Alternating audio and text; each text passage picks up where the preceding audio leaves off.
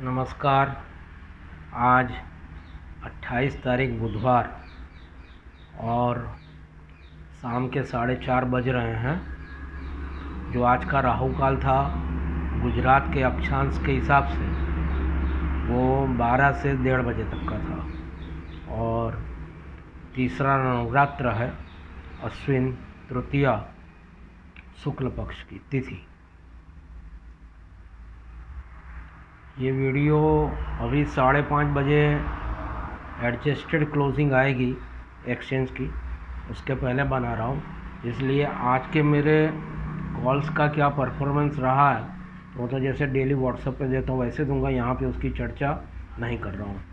यहाँ पे थोड़ी चर्चा सिर्फ जो मेरे रजिस्टर के पेज का फ़ोटो मैंने जहाँ जहाँ शेयर्स किया है और बुधवार के दिन वैसे तो बाज़ार चालू होने के पहले वीडियो बना देता हूँ और थोड़ा डिस्कस करता हूँ, लेकिन मैंने आज के मेरे स्टेटस में व्हाट्सएप में लिखा भी है कि बाज़ार पूरा होने के बाद इसके ऊपर मैं वीडियो बनाऊँगा, क्योंकि कुछ बातें ऐसी होती हैं कि जो रूबरू ऐसे लगता है कि जैसे बातचीत कर रहे हो। मैं तो लाइव भी कर सकता हूँ, लेकिन फिर वही वाली बात है कि लाइव में कितने क्वेश्चन आंसर करेंगे। इससे अच्छा आप कमेंट्स लिख के भी पूछ सकते हैं। और कभी कभी एक दो लोगों का मैसेज सामने आता है कि फ़ोटो साफ नहीं दिख रहा, फिर से खींच के भेजिए, या उसी लिए जो कॉलम है तो उसको पढ़ के बता रहा हूँ।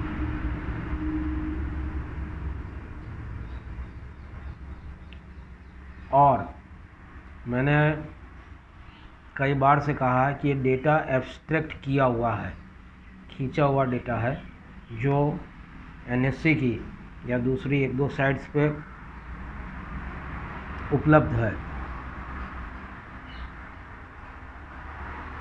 वैसे तो आप लोगों ने भी गौर किया होगा कि जो मेरे 9 शेयर्स थे उसमें बजाज फाइनेंस पहला, दूसरा डीएलएफ वैसे अभी सीढ़ी से ही चलता जाएगा, तीसरा आइसर मोटर, चौथा आईसीआईसीआई बैंक, पांचवा इंडिया सीमेंट, छठा पिरामिड इंटरप्राइजेस, सातवां श्रीराम ट्रांसपोर्ट।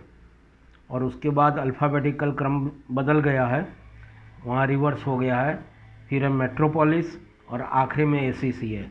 लास्ट वीक में भी ऐसा ही था, एक्सिस बैंक आखिरी में था। इन 9 शेयर्स में खाली पिरामिड इंटरप्राइजेस शेयर्स ऐसा है कि आज जो पहली बार लिया है, बाकी पूरे पिछले महीने में जितने शेयर्स लिए हैं उसमें वही शेयर रिपीट हर वीक में, तभी तो पता चलेगा कि पूरे मंथ में जो दिए थे तो उसका वीकली परफॉर्मेंस कैसा है। तो पिरामिड इंटरप्राइजेस आज क्यों है उसका भी खुलासा दे देता हूँ कि उसका लेवल शुक्रवार को 1 बजे से 3:30 बजे तक के बीच में जो एक पोजिशनल कॉल में देता हूँ वो पोजिशनल कॉल में है, लेकिन जब इसी से बात किया है तो पिछले 1 महीने में 55% गिरा है।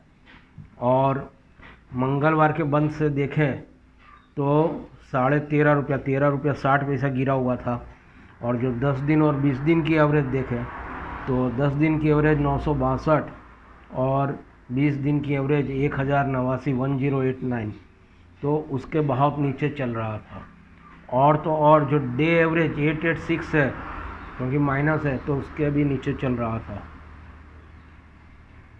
उसके सामने सपोर्ट और रेजिस्टेंस, सपोर्ट 823 पे दिखता है तो रेजिस्टेंस 983 मतलब कि 10 दिन की एक्सप्लोनेशन मूविंग एवरेज क्रॉस करे तब जाके वो उस रेजिस्टेंस को पाता है। लेकिन उसी तरफ मेरा कॉल पुट के आंकड़े देखिए तो सबसे पहला पुट राइटर जिसको बोले 820 का है और कॉल राइटर 1120 का है, वहीं 823 पे सपोर्ट दिखा रहा है। मतलब गिर गिर के ये 800 तक जा सकता है, उसके नीचे बहुत कम संभावना है। फिर भी जो अंतिम पुट राइटर है वो 780 पे भी अपने को दिखता है। वैसे ही कॉल में 1120 पहला कॉल राइटर और अंतिम कॉल राइटर शायद उसका ओपन इंटरेस्ट कम होगा, लेकिन 2340 पे भी आखिरी कॉल राइटर उस पर बैठा हुआ है। अब उसी के सामने ईयर हाई और ईयर लो की बात करें तो ईयर लो 870 है, जबकि 877 पे मंगलवार को बंद था, और ईयर हाई 3015, मतलब मोटा मोटा 1 गुना 3 1/3 भाव में मिल रहा है। 33% गिरा हुआ, तो ऑलरेडी 55% तो दिखा रहा है एक महीने में, और साल में 33% गिरा है। और RSI देखें तो जो RSI का फॉर्मूला स्टैंडर्ड है कि 30 के नीचे हो तो बेचने का, तो इधर 20.77 या 21 पॉइंट दिखा रहा है, वो मैंने अपने व्हाट्सएप मैसेज में भी लिखा था। तो बेचने का ही होता है, लेकिन यदि जो लोग खरीद के इन्वेस्टमेंट में, मतलब दो चीज़ है, इंट्रा डे करने वाले और इन्वेस्टर पोजिशनल कॉल लेने वाले, तो पोजिशनल लेने वाले म्यूचुअल फंड या कहीं और SIP करें, शेयर मार्केट में करनी है तो ये ऐसे स्टॉक SIP के लिए अच्छे हैं कि गिरे तो डबल क्वांटिटी से करें, नहीं तो एक लेवल आप उसके 12 टुकड़े कर लीजिए, जैसे 12 रिकरिंग करते हैं, तो हर भाव उतना बढ़ता है तो करेंगे। जैसे 100 के भागित 12 करेंगे तो 12 8 96, तो हर 8 पे 8 16 24, तो ऐसे 12 बार जाएंगे तब 100 पे पहुँचेंगे। तो मान लीजिए कोई स्टॉक लेते हैं, 8 पे लिया, 16 पे लिया, 24 पे लिया, बराबर की क्वांटिटी फिर लेते जाना है, क्योंकि प्राइस तो बढ़ता जाएगा उसका। और यदि वो 8 से नीचे गिर रहा है तो क्वांटिटी तब डबल करनी है, और ऐसे एवरेज करते हुए जाना है। तो आपका एवरेज कितना आ जाएगा? यदि 100 रुपये का शेयर है तो लगभग 50 से 55 के बीच की एवरेज हो जाएगी। तो जब आप 100 पे पहुंचेंगे तब आपके हाथ में माल 55 का होगा, और उसको आप बेचेंगे तो 1 जेम टू लगभग 1-2 गुना फ़ायदा आपको उस टाइम पे मिलता होगा। तो ये तो पिरामिड इंटरप्राइजेस, हाँ, इसका पोजिशनल आगे का ही भाव है। आप भी समझ सकते हो कि मैं बाइंग के माइंड से ही सारे कॉल मेरे निकलते हैं और देता भी हूँ मोस्ट ऑफ, लेकिन उसका बाइंग का टारगेट क्या है वो शुक्रवार को ही बताऊँगा। RSI के मामले में लोग बोलते हैं 60 सबसे अच्छा होता है और 80 के ऊपर तो मतलब आँख मूंद के, मेरा निजी मानना ऐसा कि 45 के ऊपर अच्छा होता है। और आज के पेज में आप देखिए तो कोई भी RSI 60 के ऊपर तो नहीं था। जो दूसरे नंबर पे था मेट्रोपोलिस का था, वो 56.50 का RSI, और बाकी तो सारे आंकड़े मैंने दिए ही है उसमें भी कि 1318 उसका ईयर लो, और उसके नीचे 3 महीने के हाई और लो लिखे हैं। क्यों? क्योंकि 3 महीने तक की रोल ओवर पोजीशन फ्यूचर वाले करते हैं, तो जो 1320 में खड़ा था वो खड़ा ही है, और वही 1318 का पूरे साल का भी लो है। और ऊपर में कितना गया, तो 3 महीने में तो 1618 गया है, और साल में 3580, और मंगलवार को किस भाव पे बंद थे? 1487, तो 1618 200 रुपया बढ़ने की चांस बहुत जल्दी है। क्यों है? 10 दिन का एवरेज 1441, उसके ऊपर चल रहा है 1487, 20 दिन का एवरेज 1436, उसके ऊपर चल रहा है, इवन 50 दिन का एवरेज 1470, तो उसके ऊपर चल रहा है। मतलब गोल्डन क्रॉस ओवर जो उसका शेयर्स का है उसके ऊपर चल रहा है। तो जो सोना है वो तो सोना है। दूसरी चीज़, जून एंड की सीरीज़ में मैंने बोला था 15,800 के ऊपर 16,200 पे दिवाली है, और जब तक 16,200 नहीं तोड़ता है तब तक दिवाली है। आज 16,858 पे निफ्टी बंद आई है। निफ्टी आज 180 पॉइंट गिरी। हमेशा 200 ऊपर या 200 नीचे, या जैसा शुक्रवार की निफ्टी के लिए बताया था कि 100 ऊपर में 200 नीचे में, तो कल के लिए मैं ये बोलता हूँ कि 100 नीचे में और 200 ऊपर में। तो 16,858 पे बंद है, तो 16,758, वैसे 16,780 भी नहीं तोड़ना चाहिए, 16,783 उसकी कोई एवरेज है, तो मोटा मोटी 16,780 कह रहे हैं, या 16,751, वो जो 49, 50, 51 का है, तो 16,750 लगभग नहीं तोड़ना चाहिए। तो 16,758 नीचे में और ऊपर में 16,858 में 200 जोड़ेंगे तो 17,058, 17,000 के ऊपर कल क्लोजिंग डेज पे बंद होना चाहिए। सबसे पहला कॉल था बजाज फाइनेंस का, और बजाज फाइनेंस भी 48 के RSI से महीने में 2.5% बढ़ा है, और 3 महीने की लो 5335 है, जबकि साल की 5220, मतलब हाल ही में उसका ईयर लो भी बना, उसके बाद बढ़ता गया, तब 5335 है, और 3 महीने का हाई 7738 और 7243 पे बंद था। इसको तो 150 200 रुपया बढ़ने में देर नहीं लगती है, और ये भी कहीं स्विंग आया तो 2 सेशन में ऊपर आ सकता है। उसका सेक्टर का P 39 है, क्योंकि उसका खुद का P 39 से ऊपर है, 50 है, और जो सपोर्ट और रेजिस्टेंस है, सपोर्ट है 6952, तो अपना पहला पुट राइटर है 6900 पे, और रेजिस्टेंस है 7614, तो कॉल राइटर अपना पहला है 7900 पे। सेम DLF में, DLF का मैंने रिमार्क में भी लिखा था कि रिमार्केबल वॉल्यूम है उसका भी, एक महीने में 7.70% गिरा है। 32 का RSI, मतलब 30 का होए तो गिर सकता, नहीं तो अभी बाइंग में 30 से 45 तक में भी बाइंग में रह सकते हैं। 45 तो एंट्री लेवल के लिए अच्छा ही है, और 60 के ऊपर तो बहुत ही अच्छा, लेकिन बेचने के लिए अभी 30 तक का इंतज़ार करना चाहिए। आइसर मोटर या ऑटो सेक्टर,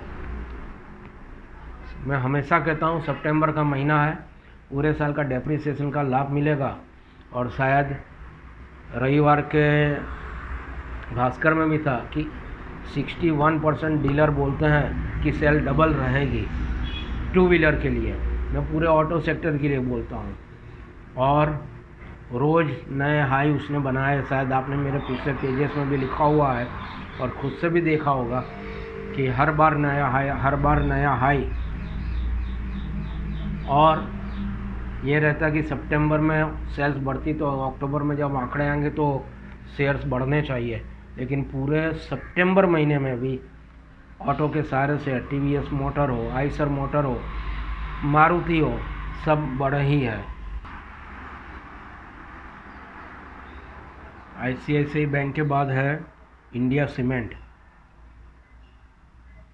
इंडिया सीमेंट ने पूरे महीने में 10.31% का रिटर्न दिया है, और पूरे महीने में बराबर का वॉल्यूम इसका रहा है, जबकि ICICI बैंक में रोज़ का एवरेज 1 करोड़ का वॉल्यूम दिखता है, और जो 937 ICICI बैंक में ईयर हाई है,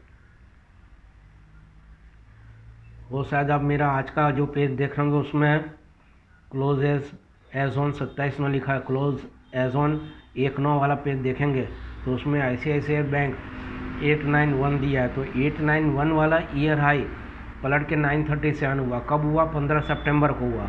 और जो इसका क्वार्टरली लो है 694, ईयरली लो है 642, वो 694 क्वार्टरली लो हुआ 1 जुलाई को। दूसरी चीज़ 10 दिन का एवरेज और 20 दिन का एवरेज दोनों 887 पर है। इसका मतलब कि 937 वाले 887 से 937 और 887 से भी नीचे, जबकि 853 आ गया। तो उस बीच में वो कितना वॉल्यूम से हमें रोज़ का रोज़, तो कितना भाव उसने मतलब नाच किया है। और उसी के चलते बैंक निफ्टी को भी उसने उतना ही ऊपर लिया और उतना ही नीचे लिया, क्योंकि प्राइवेट बैंक और उसका भी वेटेज अच्छा है। तो ICICI बैंक भी आज भी शायद 2 या 3 रुपये गिरा, फिर ऊपर चढ़ा, और फिर आज भी दोनों तरफ खेल चला है। इंडिया सीमेंट साल का 299 पूरा 300 रुपया गिना, और हाफ 145, और वही 3 महीने का हाफ 155 है, और 3 महीने का हाई 298 है। मतलब पिछले 3 महीने में जो खेल हुआ है वो पिछले 9 महीने में नहीं हुआ है, और उसी के चलते पिछले महीने में 10% की बढ़ोतरी है। और फिर भी 10 दिन की एवरेज 252, 20 दिन की 246 और 50 दिन की 223 है। तो जैसे ही 246 और 252 क्रॉस करता है तो एकदम तूफ़ानी गति, रॉकेट गति से ये आगे बढ़ने के चांसेस है। उसका रेजिस्टेंस 259 पे आ रहा है और सपोर्ट 221 पर है। और एवरेज जो मंगलवार का बंद था 233, क्योंकि माइनस में इसलिए एवरेज ज़्यादा है। और जो लास्ट क्लोज हुआ है मंगलवार को 232 बता रहा, 3 रुपया गिर के। लेकिन जो पुट राइटर भी है वो 227.50, 5 पॉइंट नीचे ही है और ऊपर में 282 तक जाने की क्षमता है। मैंने बोला ना कि 246 और 252 क्रॉस करेगा तो तूफ़ानी से चलेगा। और क्योंकि अब बारिश ख़त्म हो जाएगी, लोग अपनी निजी बिल्डिंगें बनवाएंगे, गवर्नमेंट के कॉन्ट्रैक्टर के जो रोड के या ब्रिज के और जो रोड के बीच में पुलियाँ होती हैं, तो पुलियों के जो काम होंगे उसमें सीमेंट का इस्तेमाल होगा। तो सीमेंट की डिमांड रहेगी। फिर कोई भी कंपनी, इंडिया सीमेंट हो, जेके सीमेंट हो, अल्ट्राटेक हो, ग्रासिम हो या एसीसी हो। और जो मेरे पेज में 2 शेयर मैंने आज कवर किए हैं, इंडिया सीमेंट और एसीसी, दोनों का रोल ओवर 70% के ऊपर है। अभी तो कल की एक्सपायरी बाकी है। तो इससे आप समझ सकते हैं कि इस भाव में कोई नुकसान बुक करना नहीं चाहता। यदि किसी ने लिया है ऊपर में 10 दिन और 20 दिन की एवरेज के ऊपर से, तो वो नुकसान करने को तैयार नहीं है, रोल ओवर कर रहा है। जब आगे भाव मिलेगा तब कटाएंगे, अभी नहीं कटाने का है।